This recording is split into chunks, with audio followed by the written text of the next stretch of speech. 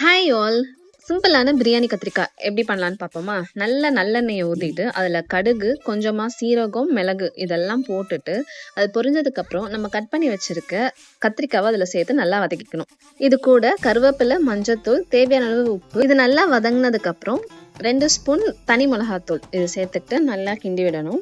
இதை கலந்து விட்டுட்டு இதுக்கு தேவையான மசாலாஸ் நம்ம அரைச்சிப்போம். ஒரு கைப்பிடி அளவு எள்ளு, மல்லாட்டை இது ரெண்டுத்தையும் நல்லா வறுத்து சேர்த்துக்கிட்டு சீரகமும் மிளகும் அதையுமே எண்ணெயில் வறுத்து சேர்த்துக்கிட்டு அரைச்சி எடுத்து ஒரு பேஸ்ட்டாக எடுத்துக்கணும்.